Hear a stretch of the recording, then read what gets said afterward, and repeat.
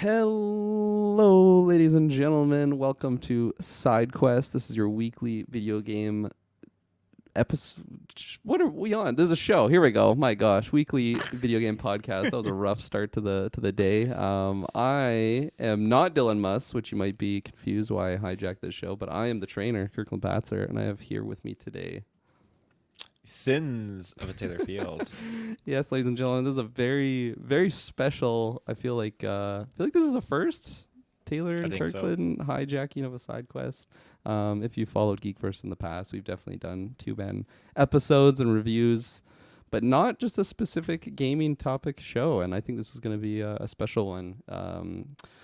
We haven't kicked Dylan out of his show or anything like that. He's just a little bit under the weather right now, so we're sharing the load, Mr. Frodo, and gonna be talking about some good stuff this week. And before we get into that, just quickly shout out, as I already mentioned, Geekverse is our main channel where we have plenty of reviews going on right now. Actually, right now we got Penguin up and running. We got Rings of Power slowing down, getting close to that finale. Is it the finale this week for Rings? You're right. Wow. Oh my gosh. Okay. For some reason, I thought we had two more. So yeah, Penguin's going on. We've got Joker Folie à Deux coming out this week, which is exciting. We did a retro for that, and just lots and lots of stuff. News. I don't want to get too off the rails on the plugs and all that. I just want to get right into this video game topic because this is a very special show. But yes, go check out our Patreon for further ways to. Honestly, it's just the single greatest way to support the channel. You can get everything early, ad-free content, exclusive content on there, and I don't know. I think I'm ready to just jump in, Taylor. What do you have anything else to shout out there? No, I think you hit the nail on the head. Perfect. I hit a couple nails at least with at least 2 or 3 swings. But we're just going to jump right into it. And in classic SideQuest fashion, we're going to be talking about some video games that we've been playing. And Sins of a Taylor Field. You got me intrigued by your name. It's a good little clickbait article title you got. I would be clicking on that article if I saw that name. What do you got for me today? Well, yeah. Sins of a Solar Empire. Let me tell you, I've not been playing the second one. I've actually, I went back and I've been sinking some hours into Sins of a Solar Empire Rebellion. Nice. Is that a DLC? That's for the first one. It's its own game. Because the first one has DLC, but Rebellion is its own game with new. It's like a 1.5 game. It's like an in between. Exactly. Okay. Yes. And so for the longest time, I thought that this was basically just a sequel, and I thought that this game was pretty much dead. That we would never get anything after the DLC and the things that they've implemented into it. But lo and behold, we're hanging out and you just casually slipped like, Sins of a Solar Empire 2. And I'm like, what? So I added it to my Steam wish list. I'm waiting for it to go on sale. I checked the stats and I can handle this on my desktop, which is great. Oh, nice. Reviews are looking good as well. So it's definitely got me excited. Really good. A lot of people are saying it's just like, if you like the first one, this is like a perfect continuation. So exactly. They took the good things and they kind of threw out the stuff that was kind of pointless, and I'm super excited to get around to that, but I'm gonna wait for a Steam sale because I'm not rushing to play that new one, because again, I got Rebellion. I have a hard copy of the first Sins of a Solar Empire. Remember, I bought it from London Drugs long time ago. But Rebellion London Drugs was like great. It's like a weird play. I feel like I got plenty of video games on London Drugs for some reason, like maybe comparable to like EB Games. For some reason, there was just some good finds in the London Drugs, and they're overly charged. Like it's so brutal. You go in there today, and there's still like $70 like FIFA 10 for like $60. Yeah, that's right. It's ridiculous.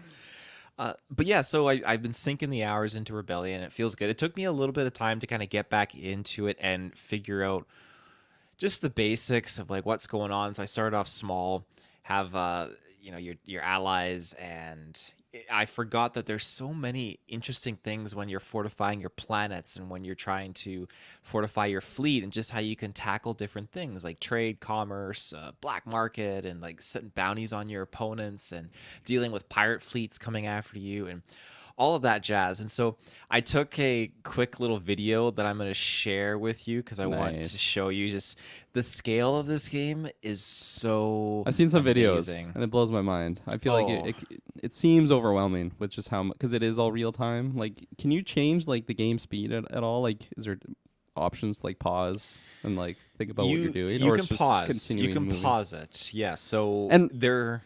adding Sorry. on to that question too, does the speed feel like I'm sure there's a learning curve, but does the speed of the game like naturally feel like this is manageable? Like it doesn't feel too fast, too slow, or Yes, it does. And it doesn't feel like you go into an area and let's say your ships and your fleet will just get destroyed instantly. The battles are long.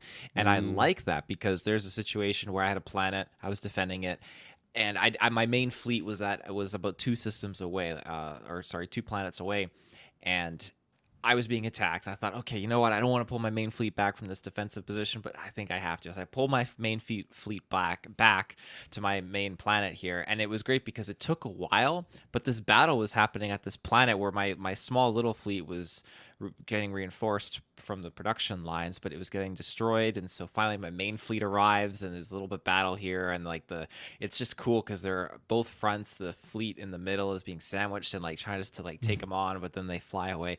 It's just it's a pace that you can keep up with. You can advance your technology, you can grow your fleet, you can advance in a comfortable way. So this just gets me super juicy. So I play as, I can't remember, I should know their name, but I always play as an alien race.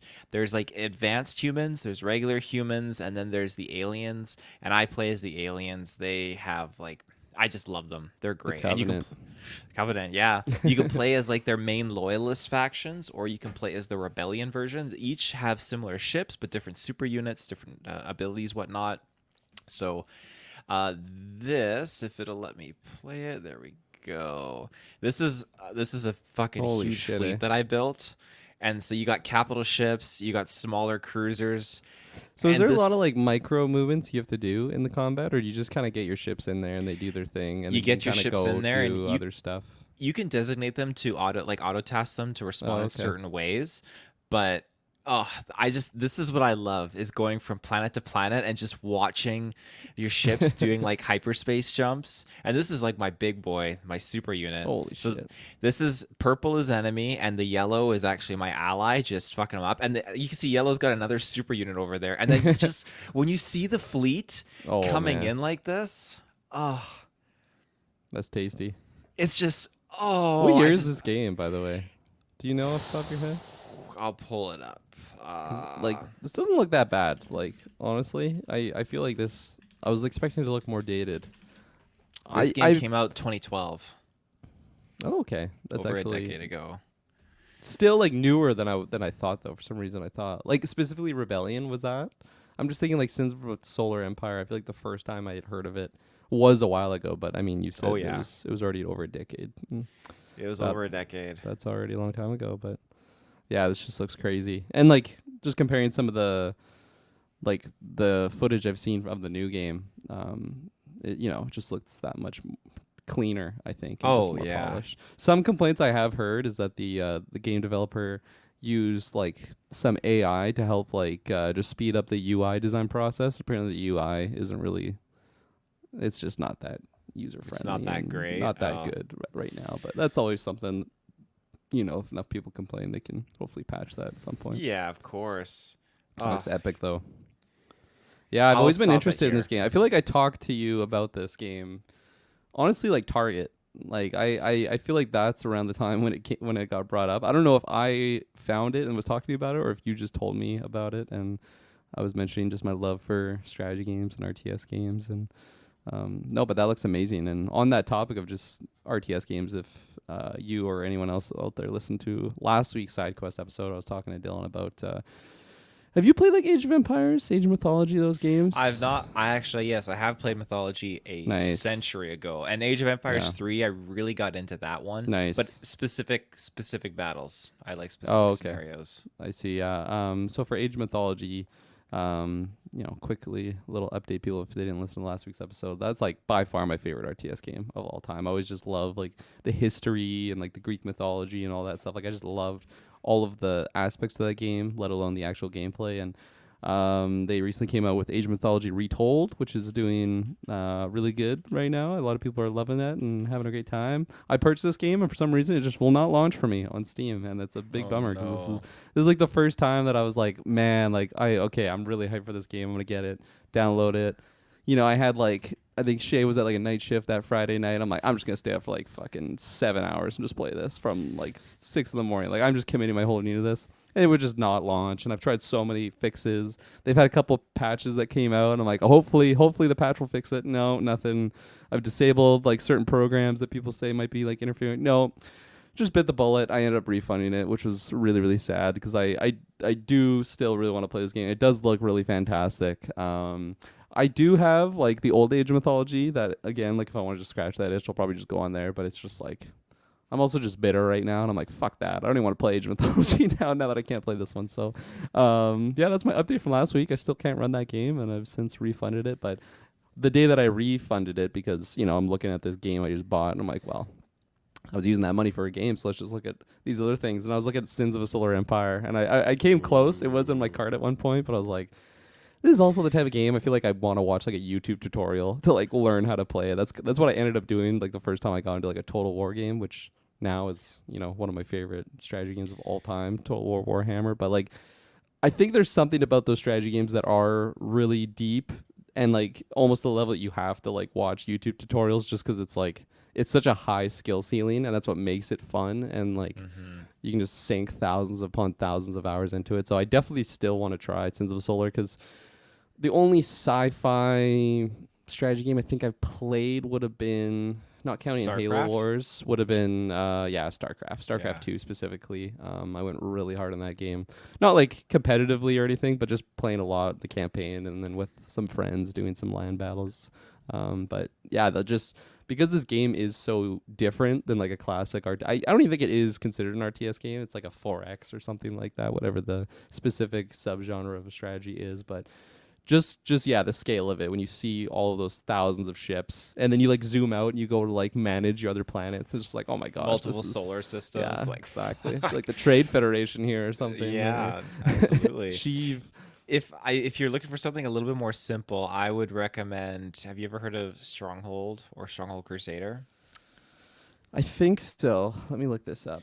It does sound really familiar. Pull up a little video here. This is the first RTS game that I ever got back when I was in elementary school. Oh, my friend, that's beautiful.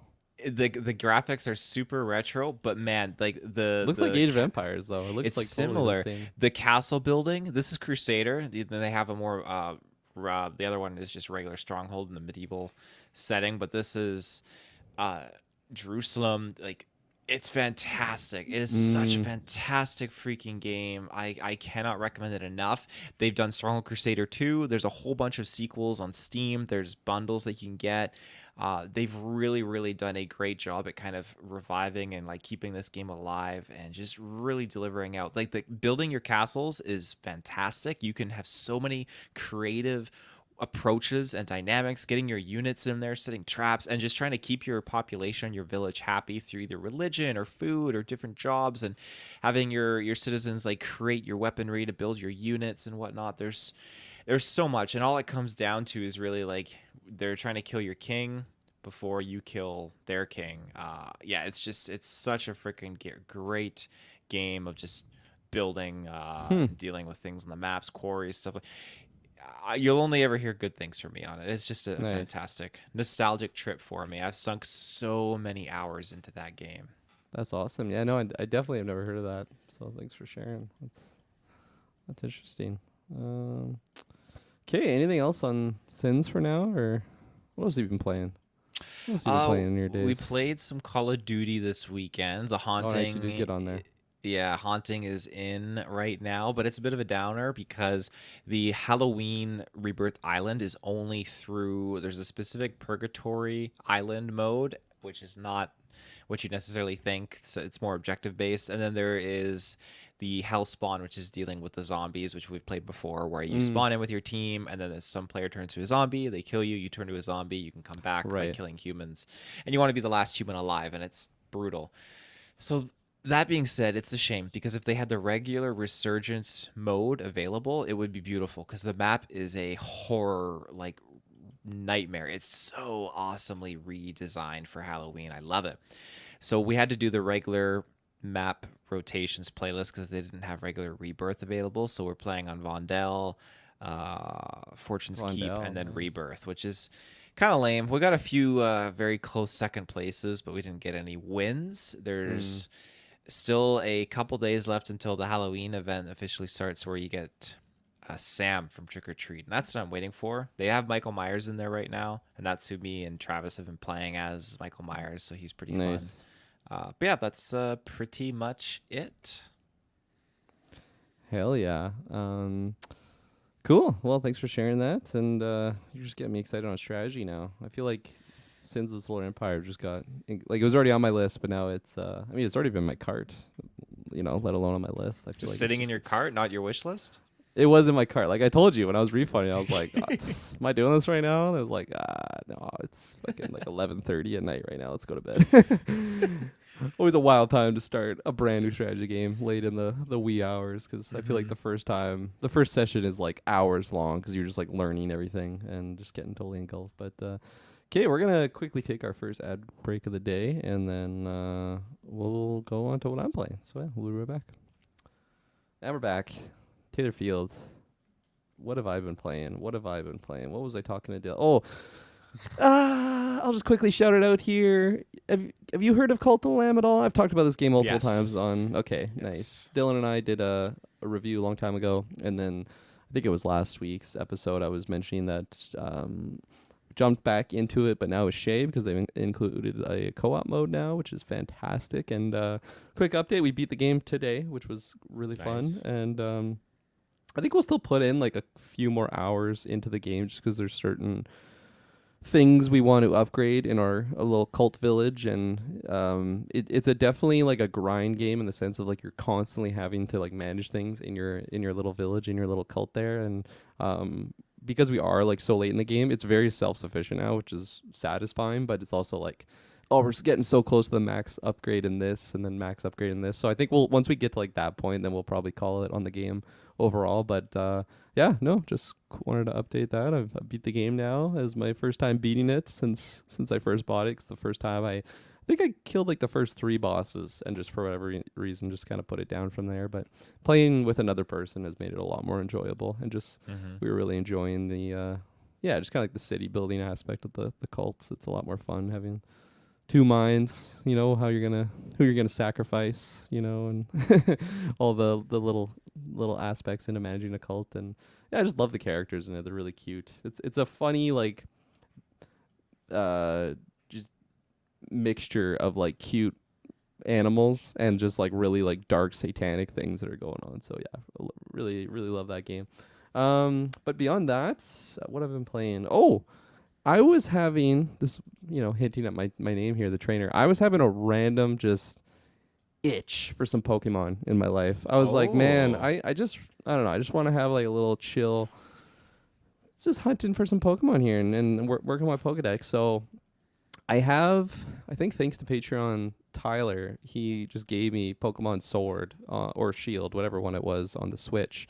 And I booted that one up. I don't know. I had a handful of badges on my character, and I just like, man, I'm just not a fan of like the newer Pokemon games, where it's like a lot more open world, and I don't know. It's I'm gonna sound like an old guy here, but it just sounds like really like easy as well. Like, you know, in the older Pokemon games, like your rival would choose your counter, and now like they choose their like the counter to their own Pokemon. So then like it's just every battle is like super easy, and it just seems like just a lot of the extra features they added in, I'm just not a fan of. I don't know if they've like changed that in some of the later titles, because Shield would have been the last one that I have played out of the Pokemon series. Like I never played Arceus or Sun and Moon. What's the Let's Go?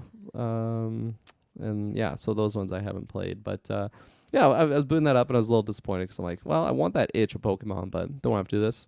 Long story short, I went on I've been on a targeted hunt for some good emulators, and I managed to find a fantastic Game Boy Advance emulator and a DS emulator on the iPad. Ooh. So I've been playing Pokemon Emerald on the iPad, Taylor, and I've never played Emerald before. I've only played Ruby good or Sapphire, which one. I didn't realize that Emerald like kind of combined, because it's like what is it, Ruby, you get Team Magma that you're fighting, and then in Yes. Sapphire you get Team Aqua, and then in Emerald they're both in the game, and you get like Rayquaza is the cover Pokemon. So I've never played through like that specific one. I played through the story of Sapphire, Ruby. Can't remember which one it was, but just I was really hyped on that one there. And I also this was the biggest mind blow. They actually have Pokemon Black and White and Black and White 2, which I'm so fucking hyped on because I never owned those games. Have you played those ones? Yep, I beat them. Nice. Yeah, you're a Pokemon legend here. But Pokemon Black 2 or White 2, I'm pretty sure is the one that I played at like a friend's house. And I like it was such a crime that I even got a glimpse of it because like I just feel like, and since then I've been like just chasing that game, and like it just seems like one of the most hard Pokemon titles to acquire, and like it seems like nobody has this game or access to it. So I was really hyped to see that on my emulator list there. So yeah, I've been playing some Emerald, just kind of booted that up yesterday, and So man, good. it is so fucking good. Especially like on the iPad, it's great because it's like a larger screen. It's been just awesome. The nostalgic music with the characters and everything, and So good.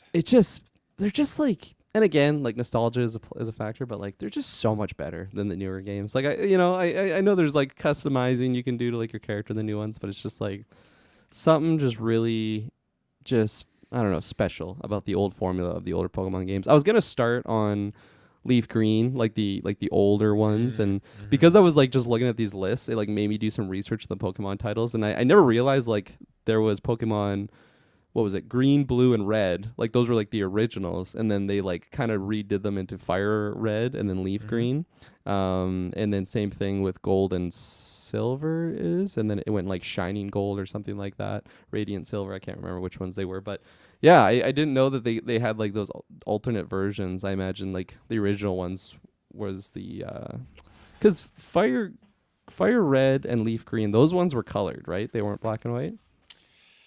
Oh, I feel like they don't were colored, and then like the remember. regular ones were black and white.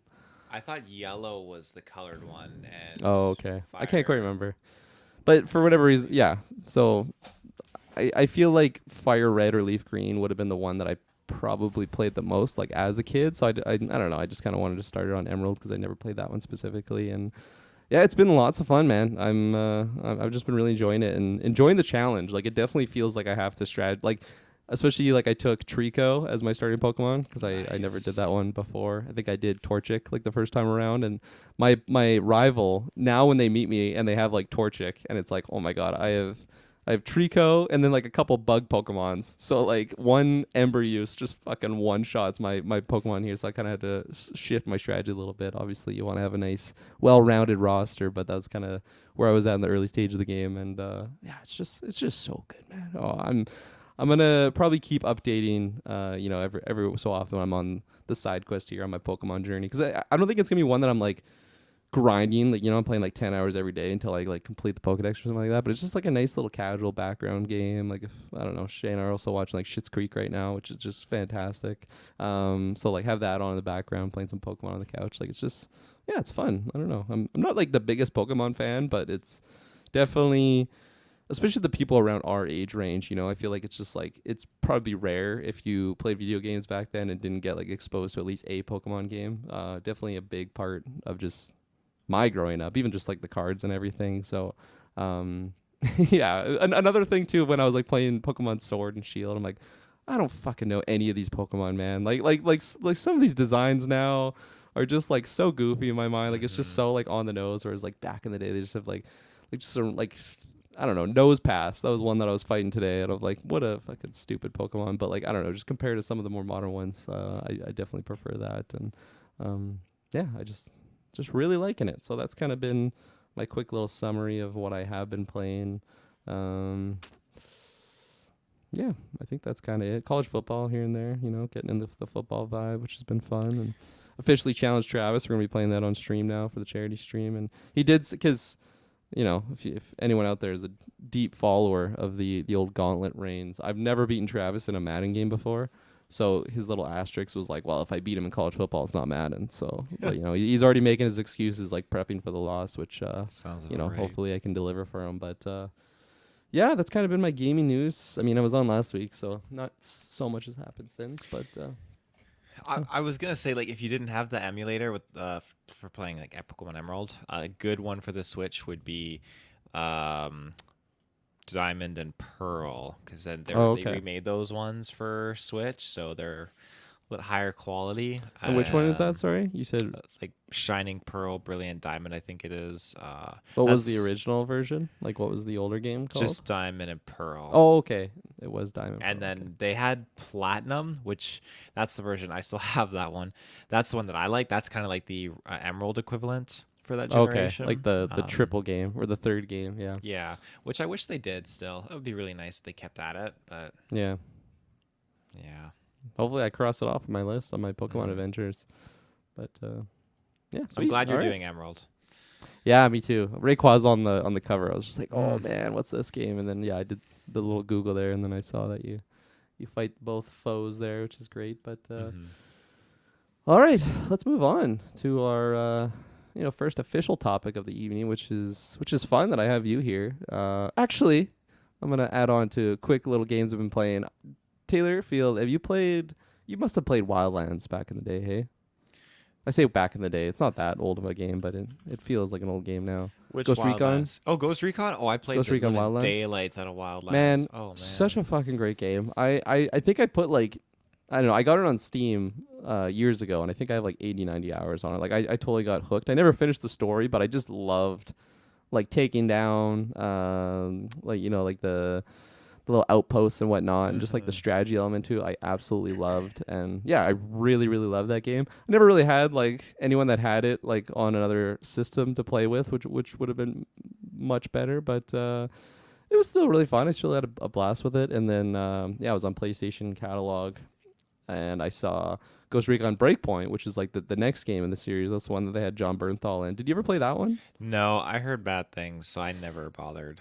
Man, it's so funny because like I was definitely just wanting like an itch scratch of like getting into and like because it is the second out of the Wildlands saga.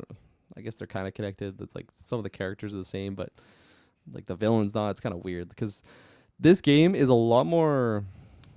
It's a lot more of a story, I would say. Like your characters are a lot more like a personality to them. Like in the cutscenes and stuff, they're like talking, and it just seems like there's a lot more like cutscenes and dialogue amongst characters. Like they're trying to make it more of a cinematic experience. And Mm-hmm. man, what a mistake in my mind. Like the gameplay of this game is much better than Wildlands, and like that's not even saying like Wildlands gameplay was bad. It's just like I really like what they've added gameplay wise into this game. Like I really do like a lot of the features they've added in this game. And yeah, just like I do really like what they've done with it. But man, I just find myself cringing in like any time my character talks. And like I had to change my character to a female character just because I hated the male voice actor that was doing like the main and just some of the lines that they have him doing. It's so cringy. It's so cringy. And something that I absolutely love that they added into this game is, you know how in, oh my gosh, what was that called?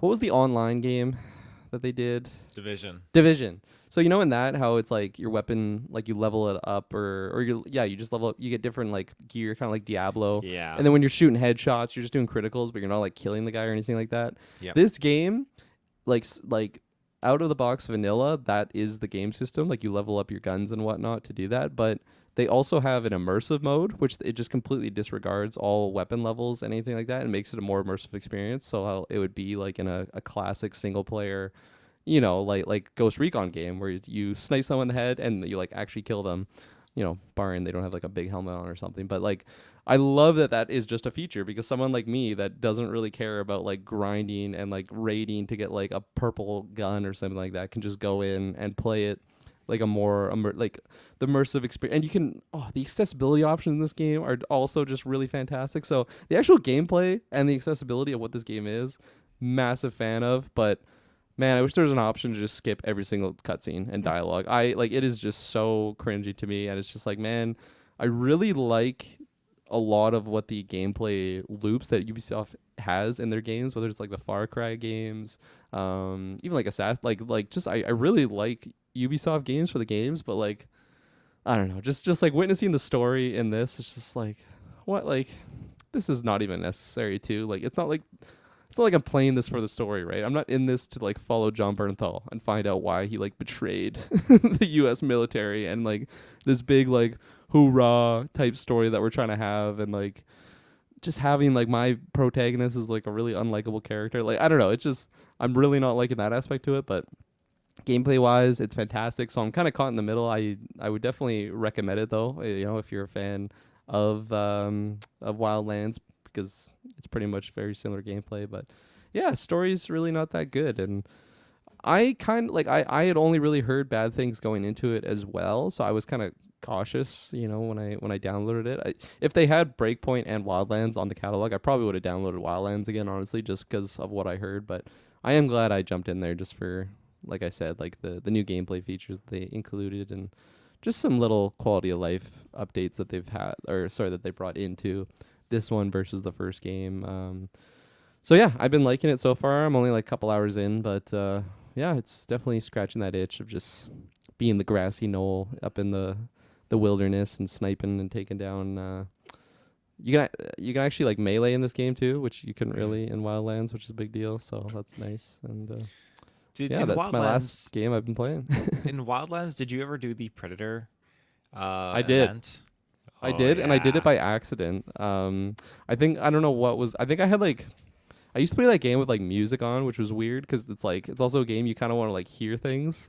Whether you hear like bad guys or something, but like I would just have music on in the background. I just remember like seeing like the little like what do they call their active camouflage, like the little ripple thing. Mm-hmm. I'm like, that's weird. That's a weird bug. And then like up in like the objective thing, it says like tracking the predator or something along those lines. I'm like, how the fuck did I start this predator mission? And like they also had a like a Splinter Cell like mission on there too.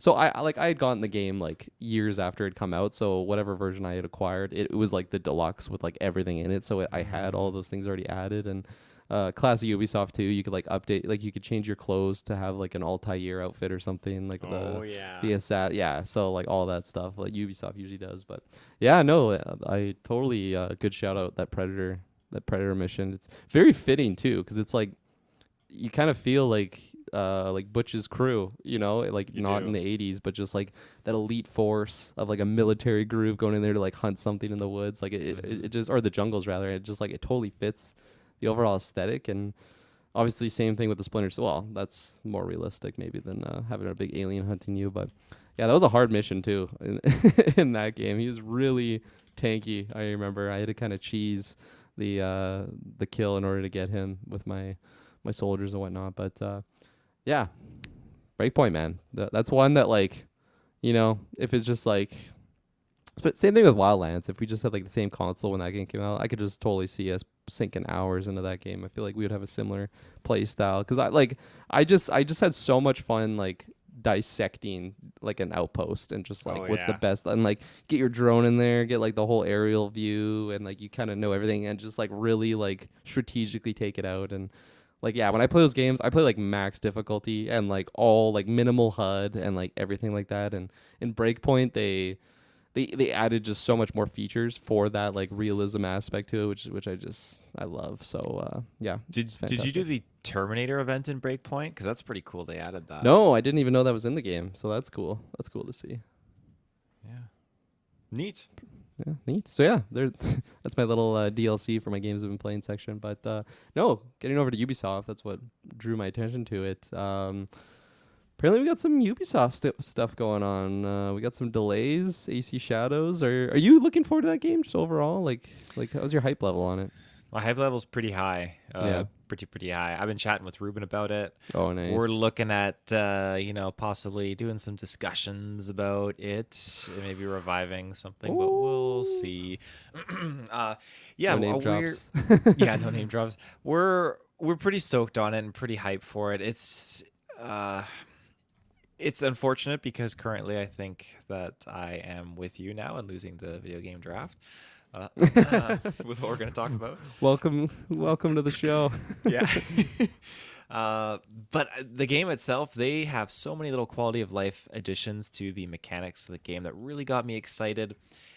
And I was looking forward to seeing a little bit more gameplay reveals, but they've canned a lot of the kind of presentations and stuff right now in lieu of just dropping their notice for what we're going to talk about with Assassin's Creed Shadows. But I think a little bit of coming off of my goodness, my gosh, why can't I remember the name of the show? Shogun. Oh yes, Uh, for Disney. You're right. Yes. Jeez Louise. That just put me right into that world and thinking, oh my gosh, I'm so stoked to get into Assassin's Creed Shadows. It's going to be freaking awesome. But I'm not worried about the condition of the game right now. I think that whatever needed to happen right now, they got to just kind of polish it off and let it take form.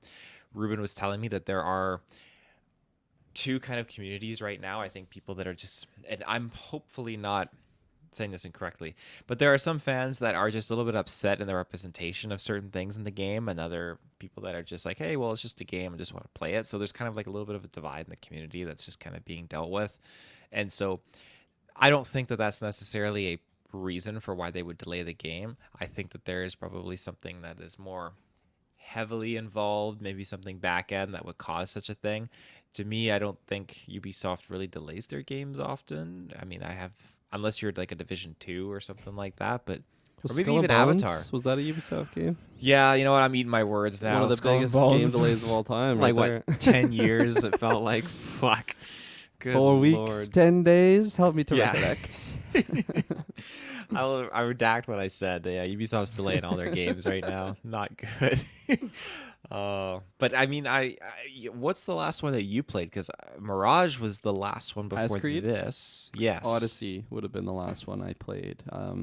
I Assassin's Creed, I have like a interesting relationship with where like the first four games, like definitely the Ezio, like that era of the game. I feel like that was just like my peak on Assassin's Creed.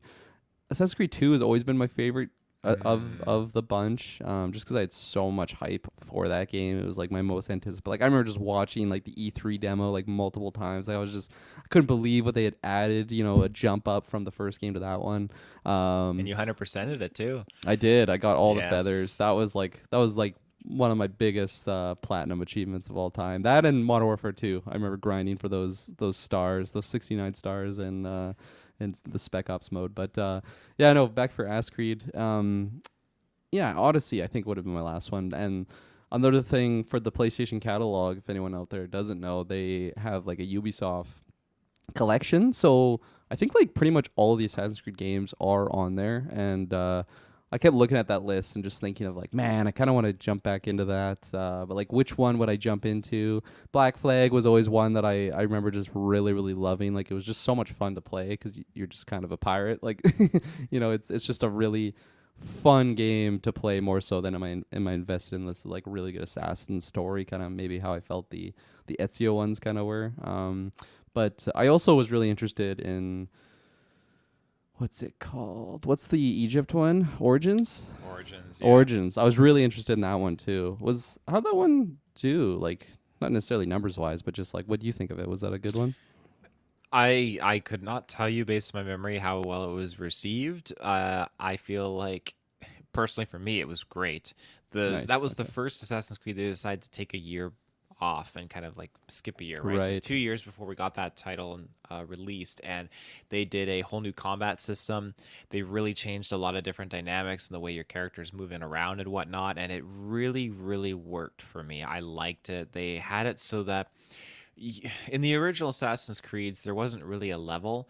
There was basically, um, you get different weapons, and the combat was very baseline. It felt very story driven for a game, and you could just go in and do different cool assassinations and whatnot. But they've changed the dynamic and the mechanic a little bit more, where you have a level to your character and you have different bosses you're fighting that are higher levels that you have to engage with, and you get better gear, but you can choose certain weapons that do more damage. You can choose better armor. You can upgrade your armor, yada, yada, yada. You can unlock abilities. So they've really, really been fine tuning that. And so that was something Origins had introduced with the movements and everything. And that's something that they've been carrying forward. And I feel like with every single every single addition to the franchise, they have been just tweaking it more and more and more. Now, Origins was nice because you could just go wherever you wanted, like a previous Assassin's Creed you could do. But you could go anywhere here. You go to a base that you're severely outranked, out leveled, and you could still try and fight it. But Mm. the game try to coaxes you into doing like, hey, do this area first before going off, and make sure you level up before you go to like the super difficult area. Yeah. Yeah. No, I definitely want to cross that one off my list. It's just because like I also really like the era that it's in, like the ancient Egypt factor is really interesting, and but like I also still have Odyssey that like I also love that era and everything, and I feel like I did quite enjoy the story of what was going on. How there's kind of like a fact, like you can kind of choose like where you want to side with on it. Like I did like all of that aspect to it. I like all the naval battles that was introduced in. My goodness, would that have been the third game now when the naval Yes, combat you're was right. introduced? You're Nice. right. And I love that game too. So it's like, do I want to jump back in Assassin's Creed 3? That was one that was just fantastic. So there's some great juice in those catalogs, but they're also like with most Ubisoft games, they're kind of time sinky, like and not in the sense that you're like grinding the same dungeon or something, but there's just so much to explore and do, and I don't my play style for those games. Like I don't like just like beelining it for like the next story like line or something. Like I do kind of want to explore the overall world, and there's a lot to explore in those games. So yeah, I don't know. I'm gonna be jumping back into them at some point. For me, with tying back into Assassin's Creed Shadows here. Unfortunately, I just feel like it's a matter of I already kind of got that itch scratched with Ghost of Tsushima. Like when that came out, like that was my big samurai release that I've been wanting since like I was a little kid. It's like, when is Assassin's Creed gonna do the feudal Japan era? And here we are, after the release of like multiple samurai and like ninja type games throughout the years. And that's not to say that there wasn't any before Ghost of Tsushima. It's just like for that build up that kind of scratched that itch there, and I really love that game. We're gonna be talking about the next game in that series here shortly, but for Assassin's Creed Shadows, I feel like it's also just because I've kind of been tapped out of the series as a whole. I don't feel like as invested to jump in there.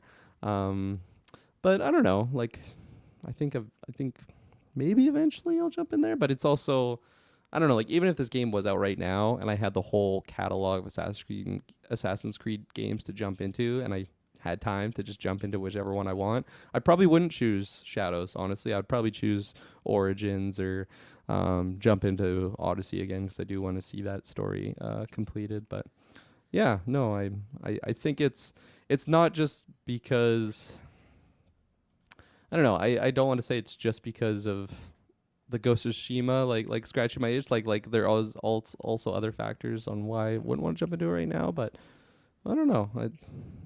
Is Shadows going to be played before or after Sins of a Solar Empire 2? Oh, well after. Come on now. That's Okay. it's in my cart right now. I'm looking at it right here on this Yeah, it's in monitor, your sir. cart. Yeah. I'm just like, my mouse is just hovering. I'm like shaking this whole episode.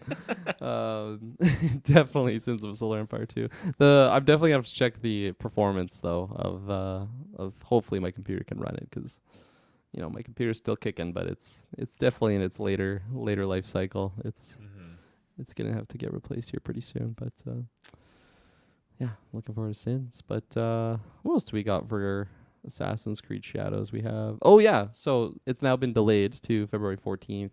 The original release date, I imagine, would have been November. That's kind of their slot, eh? Yeah.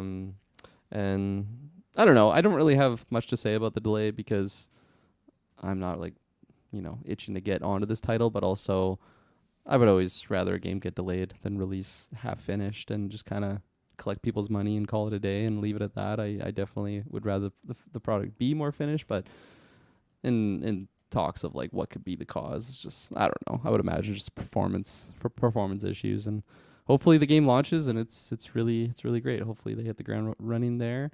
Dylan added this in the little notes here. I'm gonna ask you, Taylor Field. Do you think Assassin's Creed Shadows, releasing the same year as Ghosts of Yotei, which is the new Ghost of Tsushima game, I hope I'm pronouncing that right, do you think it's a bad idea to be releasing them in the same year? I think the same year is fine, but I think Like, when is that Ghost game releasing? I don't actually know when it's released. 2025 would be my guess, That's based on that this note. just the I'll year. pull We it don't up. have a date. Okay. I'll pull it up. You buy me time. I think that releasing the same year is fine. Like I said, I think if it's releasing the same month or within the same like 3 month span between is a little risky. Just says 2025 for now, so I imagine it would Okay. be summer earliest. Summer, yeah. Then I think that that's totally fine. There's enough time in between there, and especially if this releases before Ghosts, then there's that. Of course, people could choose to save their dollar, but Assassin's Creed has that long-standing. It has the position that it's been on for a long, long time. So I think people that'll go with Ghosts instead and drop their money that way are going to be people that feel like they know what Assassin's Creed and Ubisoft is going to be delivering with this game, and they're just going to have that expectation set. Totally fine. I mean, you're going to be winning with both of these games. I don't see one being like the wrong choice. I think both of them are going to be unique in their own way, and I think if you know which one you want to experience, you're going to go that way. I think both will be successful though, because there's a lot of people that are like Assassin's Creed still has a huge following, and there's a lot of people that are just waiting for this game. Downside being February 14th is that is Valentine's Day, and I am one of those people that does celebrate it with my significant other, so I will probably not be playing it the day of, for whatever reason Ubisoft chose to do that day. It'll probably be played on the weekend, so yes.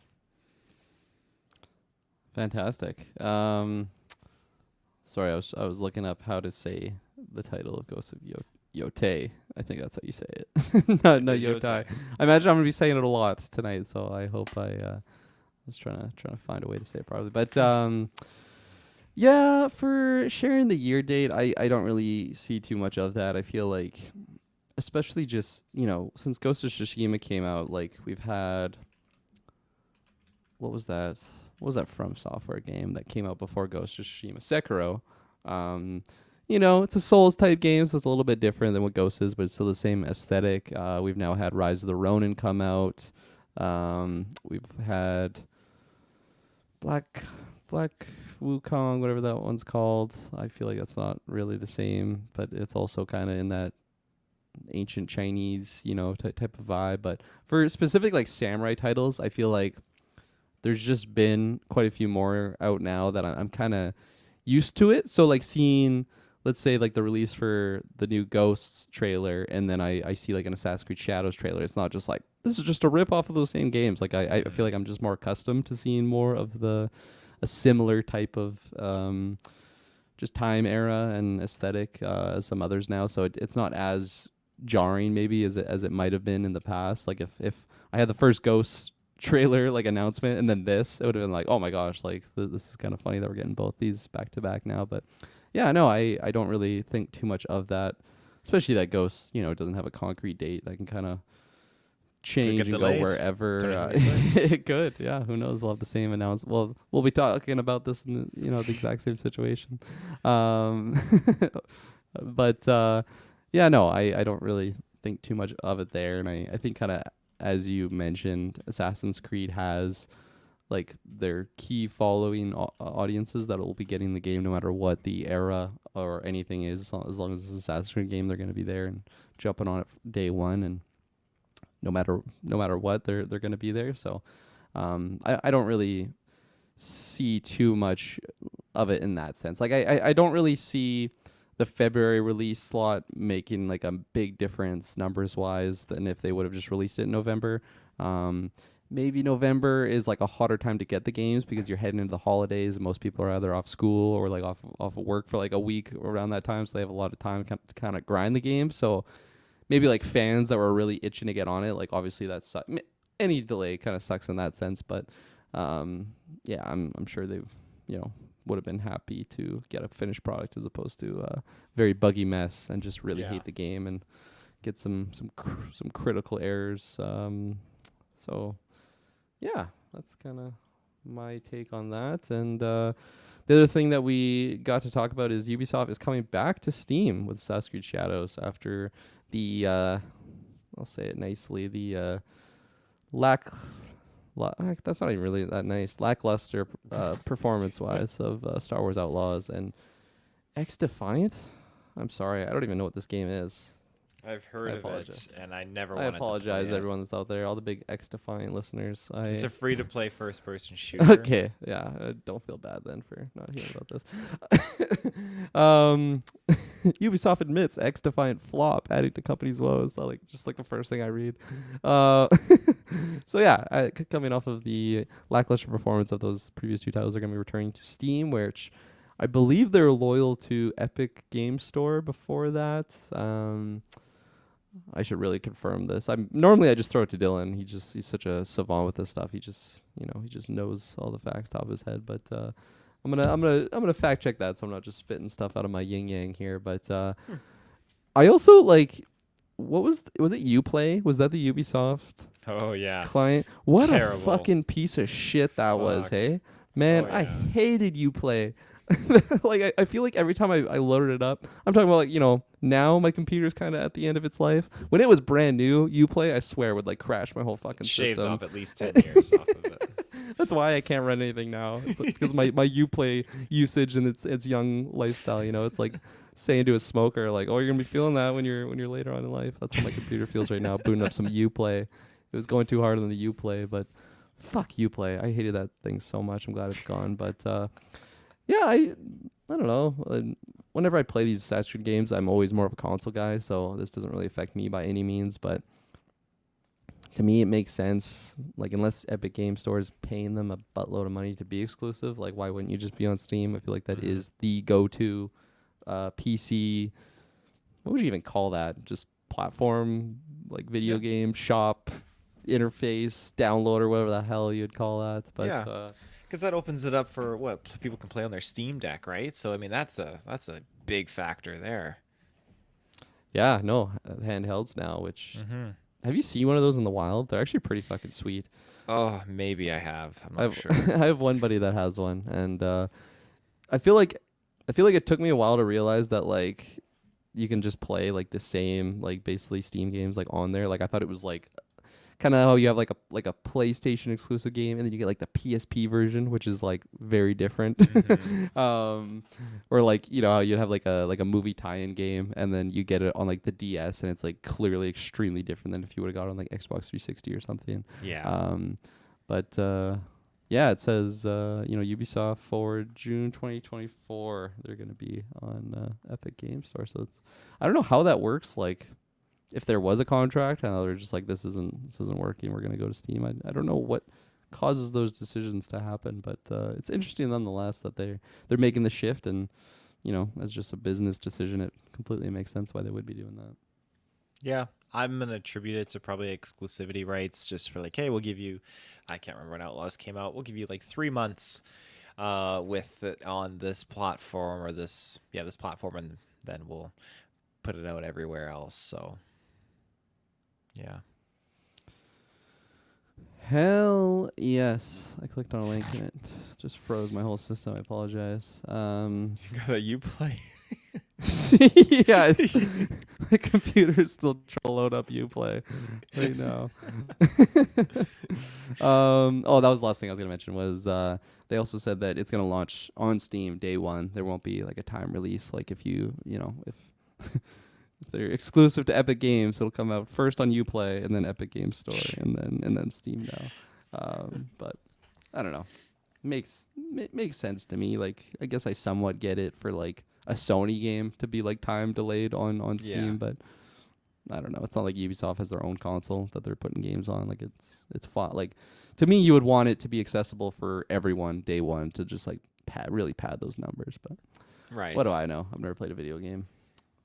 Never played a video game, but never made a video game. There we go. That makes more sense. Anything else on Assassin's Creed? No, Shadows, that's all I got. February. That's all I got. That's all you got. Okay. Maybe we'll throw another ad break here, and then we'll be right back to carry on. And we're back. Taylor Field. We had a couple game shows going on in the past couple weeks. Good old Sony one. I'm glad I got you here for that, fellow, maybe future Sony boy. We'll see. We'll make a Sony man out of you yet. But yeah, State of Play.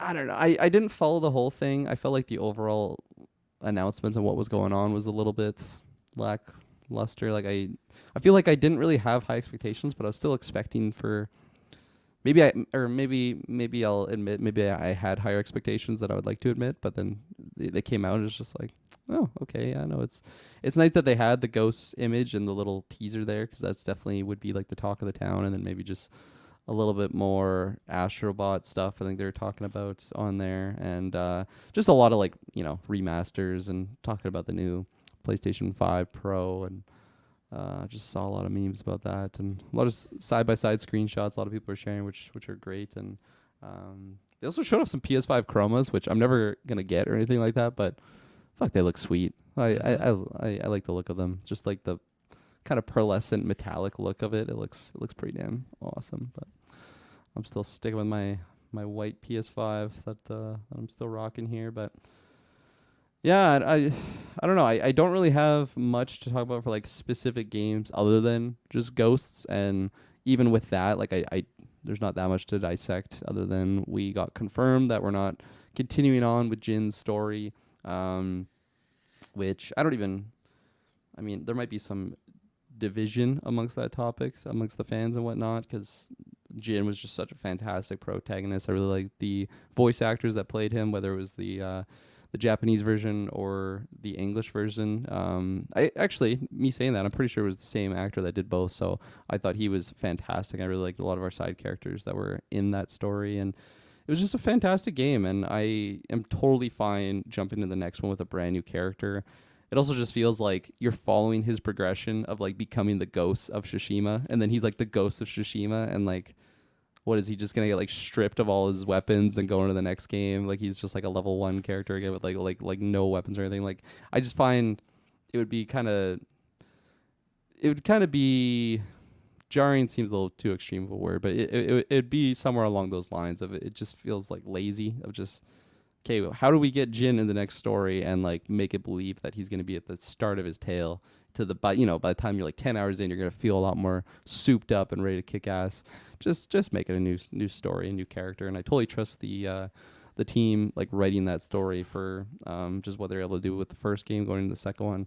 I totally have faith in them, and I really just loved the look of the trailer. It looks like it's Mount Fuji like in the background with just all the yellow, and man, Ghost of Tsushima is clear. Like, to me, it's one of the most beautiful looking games I've ever seen in my entire life. Just like the vibrant colors that they're able to have in that game, just really make them pop out. And just this little image here of just like the really like popping yellows that they had in here. I don't know. It looked so pretty to me. So yeah, I'm definitely gonna be getting this game.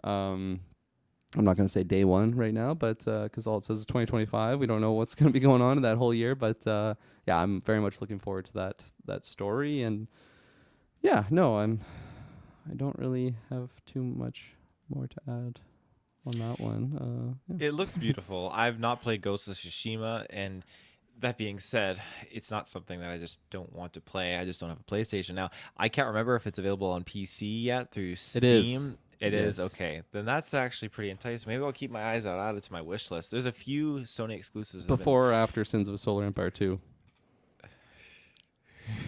Same question.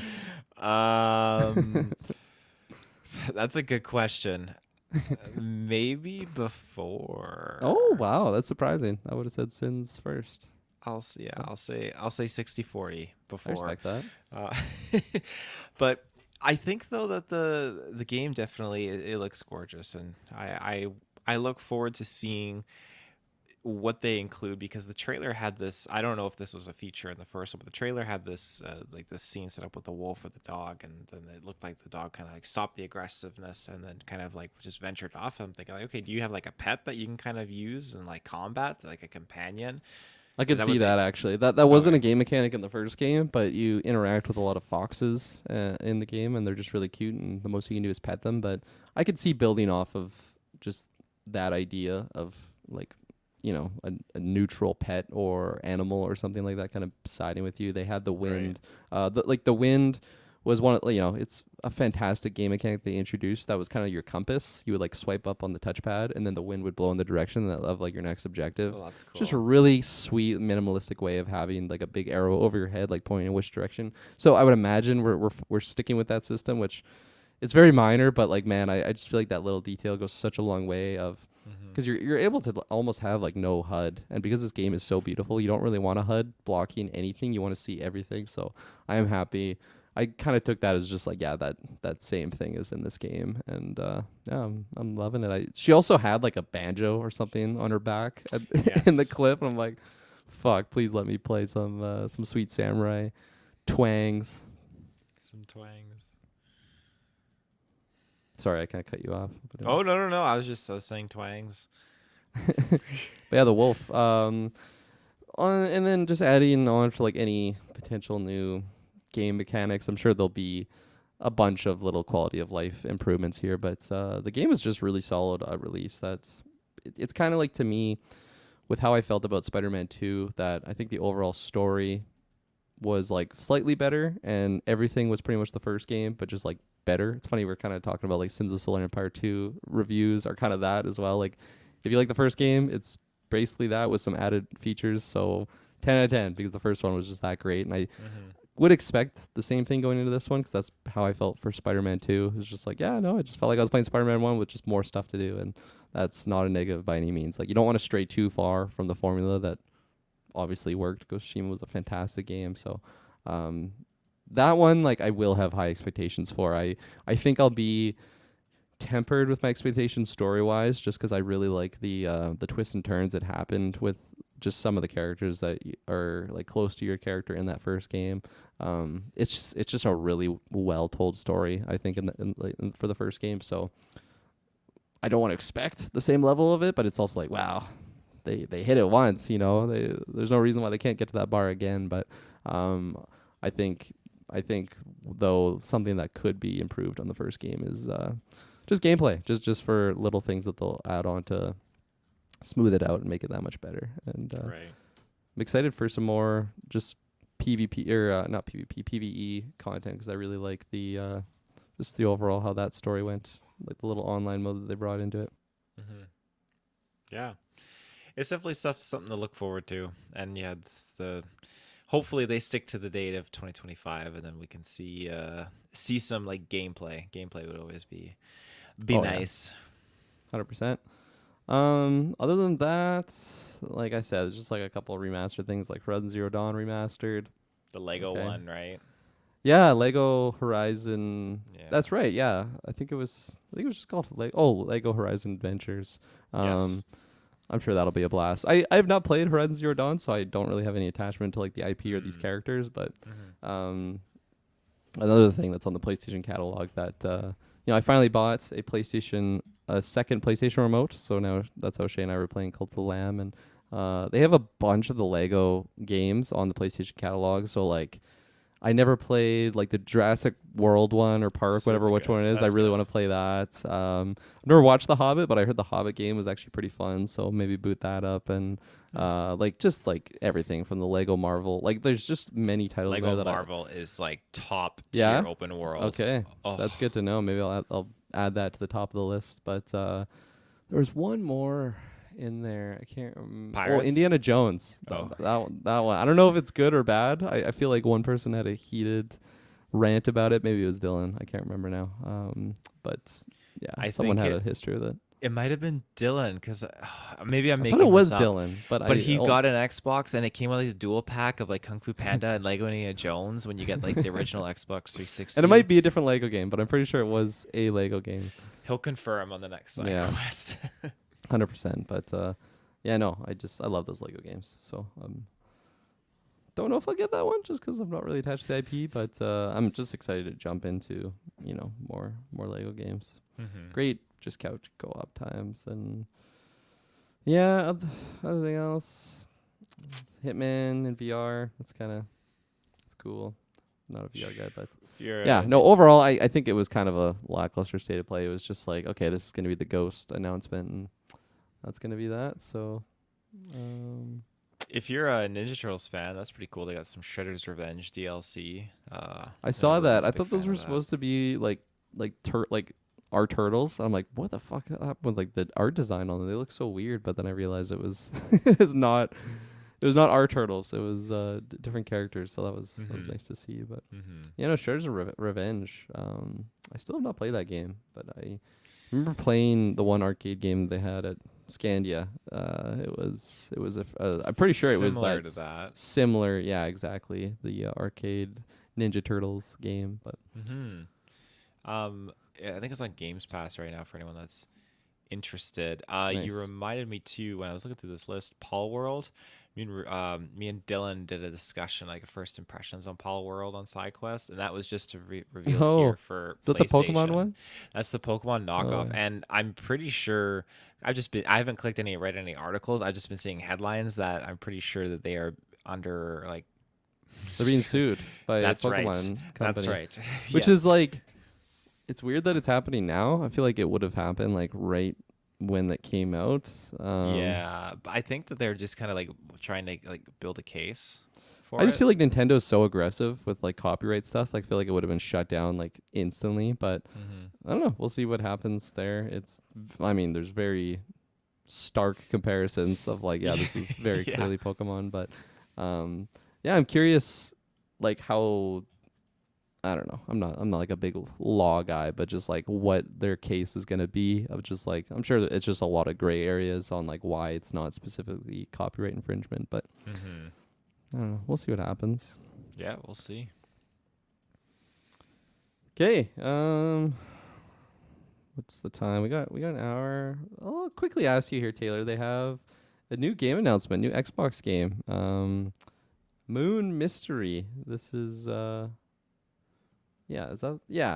it's funny because this one's listed as interstellar first-person shooter adventure game. Moon Mystery will launch for PC via Steam, so it's not an Xbox game. So completely ignore what I just said.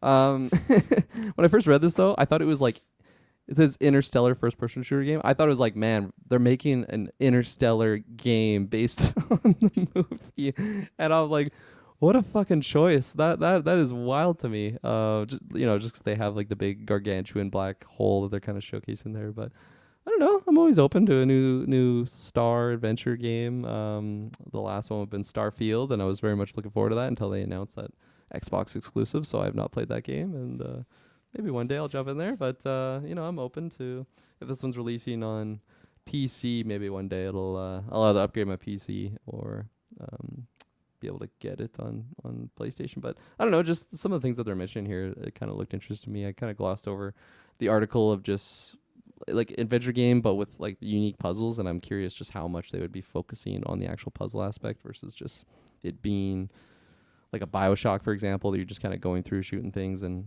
any puzzle that you do have, it is very minor. So, and who knows, maybe the gameplay will come out and it looks like fucking garbage, and I've not really much interest in it. There's just a release date trailer, so I would need like something a little bit juicier before I really commit to that. But I don't know. I just want to shout another space game because we're talking Sins of a Solar, and this one launches October 28th, so pretty damn soon. It looks pretty fun, but I would not be able to commit to something like this unless before or after Sins.